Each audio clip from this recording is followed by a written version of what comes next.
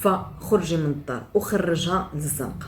داكشي باش الله يجازيكم بخير. كنصح مادام كيتفرجوا فيا امهات، كيتفرجوا فيا شباب عندهم خواتاتهم، كيتفرجوا فيا بنات بحد ذاتهم.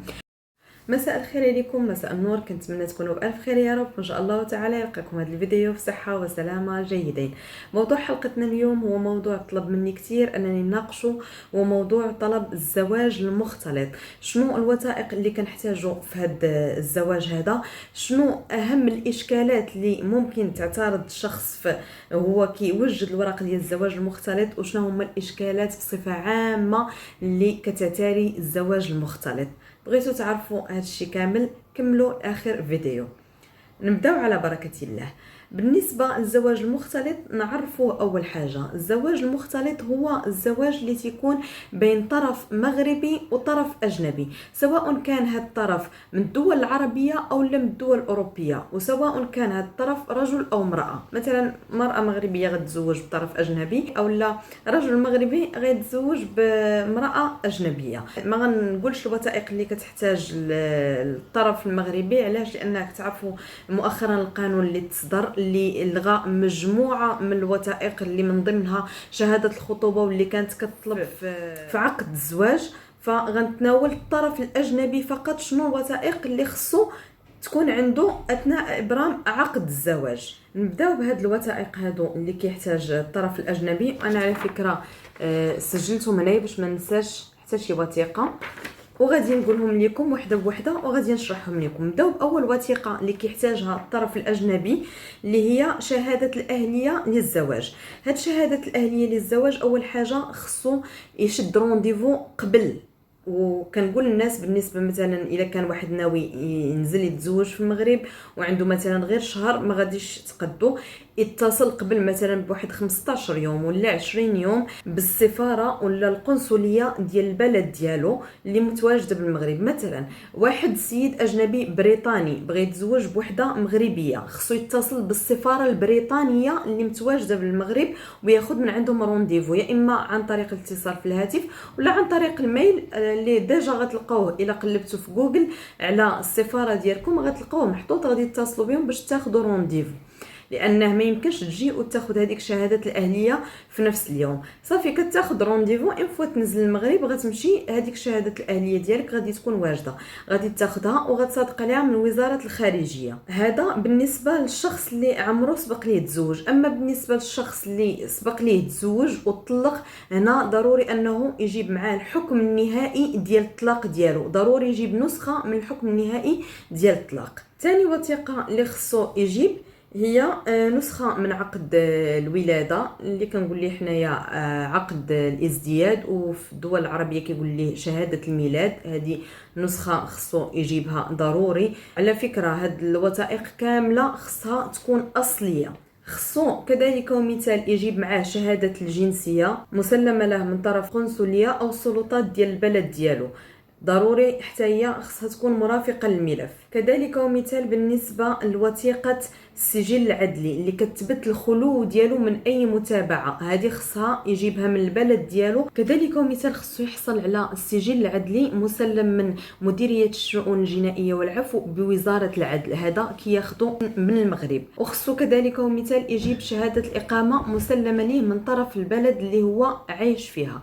مثلا كان هذا الشخص هذا عنده شي جنسيه اخرى وعايش في بلد اخر، هذيك البلد عاطيه الاقامه، خصو يجيب صوره ولا نسخه من هذيك الاقامه ديال البلد اللي عايش فيها، وما تكونش يعني الاقامه تكون باقي ليها اكثر من 6 شهور عاد فاش تسالي. كذلك مثال من الاوراق المهمه اللي خصو تكون عنده واللي كيديرها في المغرب، اللي هي شهاده اعتناق الاسلام، وهذه كدار قدام عدلين، كيمشي عند عدلين وكيصرح قدامهم بشهاده ان لا اله الا الله وان محمد رسول الله. مهم مني كتشهد قدام هذوك العدلين كيعطيوك هذيك الشهاده او لا رسم اعتناق اعتناق الاسلام اللي كيتم التوثيق ديالو من قبل قاضي التوثيق. ولا مثلا هذا الشخص هذا كان اجنبي وكان ديجا مسلم يعني كيدير جميع الشعائر الدينيه، هنا كيتاكدوا العدلين من ذلك. مثلا ممكن انه يسولوا على مجموعه من الامور الدينيه اللي سهله وبسيطه باش يتاكدوا من ان هذا الشخص فريمون مسلم، وصافي كيشهدوا عليها في هذيك الوثيقه، كياكدوا ان هذا الشخص هذا مسلم وكيسلموها ليه باش يتم التوثيق ديالها من قبل قاضي التوثيق. من الامور اللي كذلك ومثال خصها تكون متوفره هي شهاده الخلو من الامراض. هاد شهاده الخلو من الامراض كديرها انت الخاطب والمخطوبه، كديروها في المغرب غير في سبيطار الحومه، يعني ماشي بالضروره انك تمشي لهذا العياده خاصه، كديرها في سبيطار الحومه. كتمشي للاسف الشديد ما كيديروش لك هذيك التحاليل كيف كنت دويت عليهم قبل، والاهميه ديالهم غير كتسولك الطبيبه مجموعه من الاسئله فقط وكتكتب لك هذيك الشهاده وكتعطيها لك، يعني تقريبا كتدفع عليها واحد 50 درهم. ومن هذا المنبر كنصح اي وحده سواء زواج مختلط ولا زواج عادي، انا ديما تنقولها ما تستهنوش بهذه شهاده الخلو من الامراض. ماشي تمشيو عند الطبيب وتعطوها 100 درهم ولا 50 درهم تكتبها لكم وتخرجوا، لا، ضروري ما ديروا هذه التحاليل، ماشي ليكم نتوما بالذات ولكن لابنائكم في المستقبل. خصو يجيب معاه كذلك ومثال شهاده ديال المهنه ديالو وديال الدخل ديالو، شحال كيشد في الصالير ديال 6 شهور. هما تيقول لك 3، كاين اللي تيتعاكس معاك تيقول لك لا خصنا ديال 6 شهور. المهم باش تخرجوا من باب واسع كيف كنقولوا جيبوا ديال 6 شهور. شحال هاد السيد شحال كيتقاضى، هذه كيجيبها من البلد ديالو. واي وثيقه من هاد الوثائق كنأكد خصهم يكونوا اصليين ماشي نسخ، يكونوا كاملين اصليين. ومن يجيبهم ديروا منهم كل وحده ديروا منها 3 ولا 4 النسخ. كتجيب معاك 4 ديال الصور، كتصورهم كتجيبهم معاك من بلادك او لا حتى كتنزل المغرب عاد باش كتصورهم. واخر حاجه هو هذاك جواز السفر، كتصور الصفحه اللي كتاكد الولوج ديالك للمغرب. مثلا دخلتي مثلا في 15 نوفمبر ومكاشين لك الامن في هذيك في الصفحه ديال الباسبور، هذيك حتى هي غادي تصورها وغترفقها بالملف ديالك. غير واحد المساله اللي بغيت نشير ليها واللي جدا مهمه وكانت وقعت مع واحد السيده بالنسبه لدولتين، دوله قطر ودوله سلطنه عمان. قبل ما نشير ليها بغيت نشير المساله الثالثه اللي هي دوله هولندا. بالنسبه للسجل العدلي دايره اتفاقيه مع المغرب، ما كتعطيش السجل العدلي، وانما كتعطيك واحد الورقه كتقول لك بانها راه ما بقيناش كنعطيو السجل العدلي دوله هولندا فقط. اما فيما يخص دولتي قطر وسلطنه عمان اللي بغيت نشير لهم بان هاد الدولتين هادو ممنوع على الاشخاص ديالهم المواطنين ديالهم انهم يتزوجوا ببنات غير بنات بلادهم الا بتوفرهم على اذن من وزاره الداخليه. غادي نقول لكم علاش قلت هذه المساله وكنأكد عليها بزاف، لان واحد السيده كانت دخلت عندي تقريبا شي 2 سنين دابا، قالت لي الله يجازيك بخير كنشوفك كتكتبي على القانون وهذا، بغيت نسولك على الاجراءات ديال الزواج المختلط. قلت لها اوكي، عطيتها اللائحه صيفطتها لها، قلت لها هادو هما الوثائق اللي خصك تجيبي، وما سولتهاش على الجنسيه ديال السيد اللي خاطبها. داز تقريبا شي اسبوع كنلقاها حاطه على الفيسبوك ديالها حاطه واحد ستاتيو حاطه العلم ديال سلطنه عمان. وانا ندخل عندها قلت لها الله يجازيك بخير، بغيت نسولك انا اللي كنتي ديجا سولتيني على الاجراءات ديال الزواج المختلط، بغيت نسولك على الجنسيه ديال الخاطب. وتقول لي سلطنه عمان. قلت لها سمحي لي ما قلتش لك واحد المساله، لان ما قلتيليش الجنسيه ديالو. هادو الناس ديال سلطنه عمان اولا المواطنين ديال سلطنه عمان خصهم ضروري يحصلوا على واحد الاذن من وزاره الداخليه باش يمكن لهم يتزوجوا، لانه كتعطى الاولويه للزواج من بنات بلادهم باستثناء ذوي الاحتياجات الخاصه. هذوما اللي يعني عندهم كامل الحريه انهم يتزوجوا من خارج البلد، ولكن الناس الثانيين لا، خص ضروري يكون عندهم الاذن.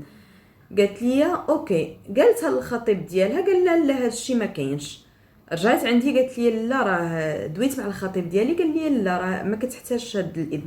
وقلت لها انا متاكده من المعلومه ديالي، ومادام هو مواطن من سلطنه عمان فعلى اكيد هذه المعلومه ما غاديش تغيب عليه. رجعت كدوي معاه قال لها لا هذا الشيء ما كاينش. انا باش نزيد نتاكد عندي واحد الصديق في سلطنه عمان وهو عماني الاصل، قلت ندخل عنده لعل وعسى نقدر نكون انا هذه المعلومه تبدلات تحين هذاك القانون. مني دخلت عنده اكد لي ان المعلومه ديالي فريمون صحيحه. فطلبت منه، قلت له واش ممكن ندير سكرين المحادثه ديالنا ونصيفطها لها؟ قال لي ما عنديش مشكل.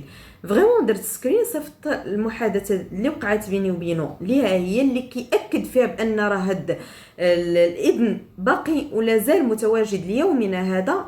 اليوم اللي دايره فيه الفيديو باقا هاد المساله ديال الاذن.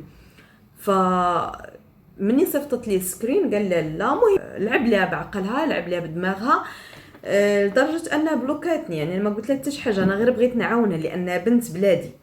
فصافي بلوكاتني، ما بقاش طلعت لي، ما بقيتش عرفت اخبارها ونسيتها. تداز تقريبا سنتين مؤخرا كتصيفط ليا السلام عليكم. وعليكم السلام. صيفطت لي في الفيسبوك، قالت لي واش عقلتي عليا؟ قلت لها لا. قالت لي انا السيده اللي كنتي قلتي لي. قلت لها شنو المطلوب مني؟ قالت لي الله يرحم بها الوالدين اذا ممكن تساعديني، لانني جا هذاك السيد نزل عندي للمغرب، درنا زواج مختلط، دور الفلوس، ما سولوش على ديك الشهاده للاسف الشديد، ما سولوش عليها لانه دور الفلوس. صافي ومشاو لسلطنه عمان. مني مشاو لسلطنه عمان ما يمكنش ليها تخرج معاه لبرا، وما يمكنش شي حد يشوفه مع هذيك السيده، وخصوصا الا كان كيشتغل في القطاع العام تابع للدوله، لان اصلا هذاك الزواج غير معترف به. اللي دارته هي في المغرب ولو عقدته في المغرب غير معترف به تما، لانه ما تعطاش الاذن، وما بني على باطل فهو باطل. قالت لي في الاول بقات يقول لي لا ما عندك، ما تخرجي ديري برا، ما كاين ما يتشاف. شويه عاوتاني بدات يقول لها مني حكرات باغا تخرج، داز شهر شهرين صافي تخنقات على حسب ما كتقول هي. كتقول ليه باغا نخرج باغا هذا، تيقول لها لا، كيعطيها مبررات واهيه. لا انا كان غير لا هذا. شويه في الاخر صافي مني تقريبا قالت لي داز شي 7 شهور وانا ما كنخرج، هو يحطني قدام الامر الواقع. قال لها انا ما واخدش الاذن وما يمكنش ليا نطلع انا وياك، والا بغيتي تطلعي انت في بلاصه وانا في بلاصه ما يمكنش ليا نخرجوا انا وياك. قالت لي تصدمت وصافي وبقيت صابره وساكته، ما عندي ما غادي ندير وما عندي ما نقول للوالدين ديالي. قالت لي حتى واحد النهار جا كيجري من الخدمه، جمع لي حوايجي وقال لي خرجي على برا، لان الخدمه ديالي ساقوا الخبر بانه تزوجت وممكن انهم يتاكدوا من هذه المساله هذه، فخرجي من الدار. وخرجها للزنقه. داكشي باش الله يجازيكم بخير. كنصح مادام كيتفرجوا فيا امهات، كيتفرجوا فيا شباب عندهم خواتاتهم، كيتفرجوا فيا بنات بحد ذاتهم، هاد المسائل هادو سهل انك تاكد منهم، ما تحتاجوش اصلا انكم تكونوا قاريين القانون. غنعطيكم حاجه بسيطه، تقدم لك شي واحد اجنبي كيف ما بغات تكون الجنسيه ديالو عربيه او لا اوروبيه، غتدخلوا الفيسبوك غديري مثلا هاد السيد في هولندا، غديري مغاربه في هولندا، على الاكيد غادي يطلعوا لك بزاف الصفحات. في المانيا مغاربه، في المانيا مغاربه، في الامارات مغاربه، في السعوديه مغاربه، وغتدخلي لهذوك الصفحات وغتسولي الله يجازيكم بخير تقدم لي واحد السيد هكذا وكذا. وكاين بالعكس بعض البنات انا كنشوف، بما انني في الامارات كنشوف بنات بزاف في المغرب كيسولوا على اشخاص من الامارات وكيعطيهم معلومات بالتفصيل، كيتعاونوا المغاربه فيما بيناتهم. فماشي غير يبان لكم واحد اجنبي وتطيحوا على زنافركم بهذا المعنى، لانكم ما غتكونوش جالسين في بلادكم حدا والديكم حدا خوتكم حدا السند ديالكم، كتكونوا في بلاد بوحديتكم. يعني سندك هو راسك. بحال هاد البنت هادي انا ما لقيتش باش نعاونها، باش غادي نعاونها قلت لها سيري للسفاره المغربيه اللي متواجده بسلطنه عمان، يمكن يديروا معك شي حل، لان انت اصلا هذاك الزواج ديالك غير معترف به بسلطنه عمان. نفس الشيء مثلا ملي كانت اي وحده تزوجات مثلا في اي دوله وما ديلاتش الحكم ديالها بالصيغه التنفيذيه في المغرب، هذاك الزواج غير معترف به في المغرب. نفس الشيء كيسري على جميع الدول. فهذه غير قوس بغيت نفتحه. بالنسبه لهاد الوثائق، مني كتجمع هاد الوثائق كامله كتمشي كتديها للقاضي المتواجد بالمحكمه الابتدائيه، القاضي المكلف بشؤون زواج الاجانب. مني كتقدم ليه هاد الملف هذا كصيفط الملف للشرطه القضائيه. هاد الشرطه القضائيه كتستدعيكم باش دير معاكم بحث، كدير بحث على الزوج وعلى الزوجه. هنا كتسولكم بعض الاسئله اللي يعني عاديه باش تاكد من ان هاد السيد وهاد السيده راه ناويين على الزواج وانهم كيعرفوا بعضياتهم من قبل. وهذا كتسولكم كيف قلت لك اسئله جدا سهله، مثلا الاسم ديالو، الاسم العائلي ديالو، اسماء ديال الاخوان ديالو، شحال العدد ديال الاخوان ديالو، الام ديالو، الاب ديالو، شنو نوع الشغل ديالو، شحال من سنه وانت كتعرفيه. ممكن انهم يدخلوكم مع بعضياتكم يسولوكم يعني مع بعضياتكم، ممكن انه هو يعزلوه في غرفه وانت في غرفه، كيسولوا هو اسئله بوحديته وانت اسئله بوحديتك، نفس الاسئله باش يشوفوا التطابق ديال الاجوبه ديالكم، واش داكشي اللي كتقولوا فيه نتوما هو هذاك ولا لا. حيت هذيك الاسئله جدا مهمه، وبناء عليها كيمكن يتعطاكم الاذن باش توثقوا عقد الزواج، وممكن بناء عليها يترفض لكم الطلب ديالكم. الاغلبيه كيدخلوا الخاطب والمخطوبه مع بعضياتهم، خصوصا الا كان الخاطب اجنبي وما كيتكلمش اللغه العربيه، او الا كان عندهم مترجم تما في الشرطه القضائيه، او الا كان شي واحد يتقن اللغه الفرنسيه ولا الانجليزيه هو اللي كيتواصل معاه. سينو كيقولوا للمراه ترجمي ليه، هي كتبقى تترجم ليه، هو كيبقى يجاوب على الاسئله ديالهم. كاينين بعض الاشخاص اللي كنعرفهم شخصيا دوزوا لهم هاد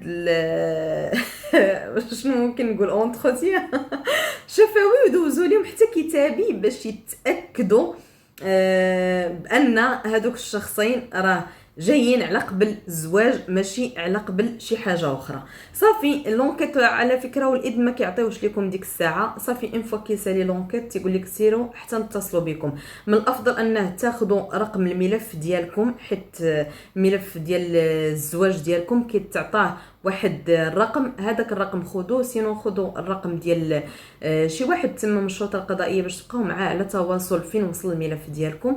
كيرجعوه للقاضي، وديك الساعه القاضي المكلف بالاسره هو اللي كيعطيكم الاذن بتوثيق الزواج. نمشيو لواحد الاشكال ثاني بالنسبه للاشخاص. كاينين بعض الاشخاص من دول كثيره ما عندهمش السفاره ديالهم او القنصليه ديالهم في المغرب، فكيفاش ممكن انهم يحصلوا على ديك الوثائق اللي لازم يجيبوها من المغرب؟ هنا عندك حل واحد، انك تمشي لمديريه شؤون العدل وتتم مراسلتها او مكاتبتها من اجل اعفاء هذاك الشخص من هذوك الوثائق، او لا على الاقل تخفيف العبء على هذيك الوثائق اللي كتبان لكم بانها غير مهمه، او يعني التقديم ديالها لن يقدم ولن يؤخر شيئا، لانه كاين شي وثائق كيف قلت لكم اجباري انها كتخاد من المغرب، من السفاره او القنصليه ديال هذاك الشخص. وبزاف ديال الدول ما عندهمش القنصليه ولا السفاره ديالهم في المغرب. هذا اشكال ثاني. بالنسبه لمساله ثالثه، كيف قلت لكم تأناو خصوصا في زواج الاجانب. علاش؟ لان بزاف ديال الاشخاص كيجيو يمشيو في المسطره ديال الزواج، يعني كيدوزوا من هذه الاجراءات كامله اللي هي بزاف الناس كيشوفوها كثيره وانها متعبه. هي صراحه الله كثيره وجدا متعبه ومكلفه شويه. بالنسبه للناس اللي كيكونوا ميسورين، بغيتوا تهنيوا راسكم كتكلفوا محامي هو اللي كيتكلف لكم بجميع هاد الاجراءات هذه. ومساله اخرى نسيتها، هي طلب الاذن اللي غادي نخليه لكم في صندوق الوصف. هاد طلب الاذن ضروري كتكتبوه لقاضي الاسره المكلف بتوثيق الزواج الاجانب. غادي نخليه لكم في صندوق الوصف باش بلا ما تحتاجوا انكم تمشيو لكاتب عمومي ولا انكم تمشيو عند محامي باش يكتبوا لكم. وهذا الطلب هذا كيكون ضمن الوثائق اللي قلتها سابقا. بالنسبه للاشكال اللي قلت لكم، بزاف البنات صافي كيتزوجوا فريمون وكيمشي للزوج على اساس انه يوجد الوراق للسيده ويجي ياخذها معاه، كيمشي كتنقطع الاخبار ديالو بصفه نهائيه، ما كيبقى لي يعيط في التليفون، ما كتعرف لا فين تراسلو لا فين تمشي لا فين تجي. والسيده صافي يعني داروا العقد ديالهم ولات على الذمه ديال هذا السيد، فكتجلس كتصبر واحد 6 شهور، كاينه اللي كتصبر حتى سنه، ما كاينش حتى شي خبر، كتمشي باش تطلق راسها. وطلاق الغيبه ما نعاودش لكم على الاجراءات اللي فيه كثيره وكبيره بزاف وكتاخذ وقت كبير. فتأني ثم التأني، وتأكدوا من الاشخاص اللي يجيو يتقدموا لكم، ماشي غير تسمعوا بان هذا الطرف اجنبي وصافي تدفقوا بهذا المعنى، لا، تأناو ثم تأناو، لان مسطره الطلاق غيبه جدا معقده وراه نتكلم عليها في الفيديوهات الجايه ان شاء الله تعالى. مسألة أخرى بغيت نشير لها بالنسبة للزواج المختلط، هادو إلا كان الطرف الأجنبي ذكر. أما إلا كانت أنثى شنو كتحتاجي نفس الوثائق باستثناء الشهادة ديال الاعتناق الإسلام، لأنه الأبناء كيتبعوا الأب ديالهم ماشي الأم ديالهم، والشهادة كذلك مثال ديال الدخل ما كتحتاجيهاش، ديال العمل وديال الدخل ما كتحتاجهاش إلا كان الطرف الأجنبي هي أنثى وليس ذكر. هذا باختصار جد شديد ما يخص الوثائق المتعلقة بالزواج المختلط. إلا باقي عندكم لبس في شي حاجة خليوها لي في التعاليق، ما فهمتوش شي حاجة كذلك ومثال خليوها لي في التعاليق، كنرد على جميع الأسئلة. إلى فيديو قادم، أستودعكم الله الذي لا تضيع ودائعه، في أمان الله.